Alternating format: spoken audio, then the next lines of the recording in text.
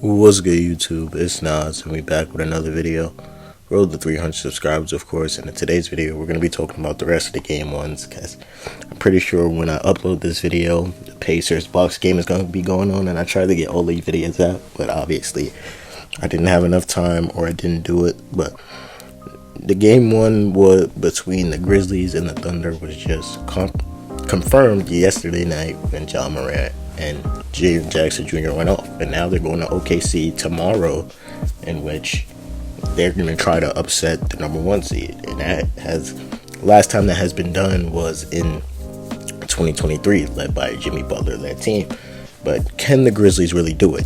Do the Grizzlies have the personnel to do it? I don't really think so.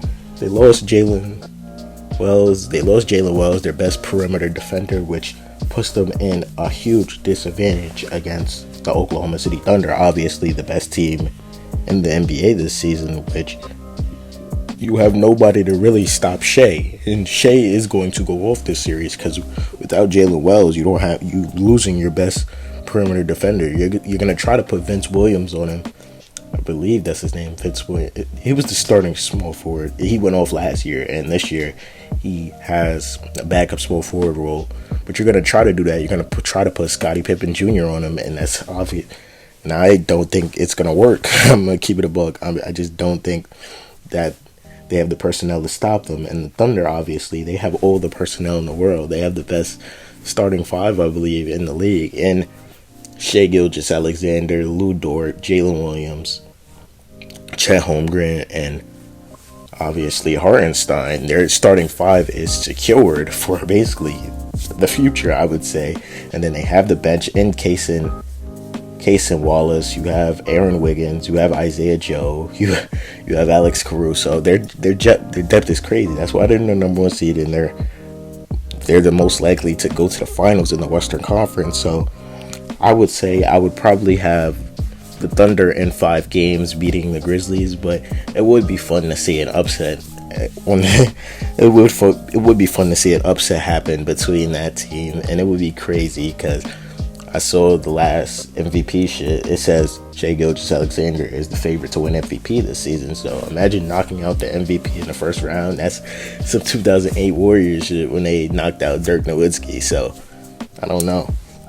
The next game that was confirmed earlier in the week was the Celtics versus Magic, and Celtics versus Magic is pretty much the same thing about the Thunder series, that there's nothing really too much appealing about to Magic. Like, obviously the Boston Celtics did win the championship last year, and they're looking to go back to back, and they have a mission. Jason Tatum's on a mission to prove why last year wasn't a fluke, and he's trying to have a way better playoffs basically. Yeah, he's trying to have a way better playoffs than he did last season, because last season he didn't really have a good playoffs except for one round. But yeah, he's looking to show that, and the Magic are looking to prove why they could be the best team in the East. Like, they're looking to upset the defending champs. And earlier this season, I made a video about Paolo Banchero, and Paolo Banchero being one of the best players in the world. And Paolo got injured, obviously, in the beginning of the season, and he was trying to get back into shape ever since. And Paolo Banchero looked to be on a mission towards the end of the season. It looked like the same Paolo Banchero that was playing earlier in the season, like an MVP. But obviously, the Magic went on a losing streak, and they dropped all the way down. They were a top 3 seed before, obviously, the injuries happened to him and Franz. And Franz Wagner is going to be huge in this series. He looks to have a good series, because last year against the Cavs, Franz completely choked in Game 7. I'm not going to forget that, but there's a lot to go into that.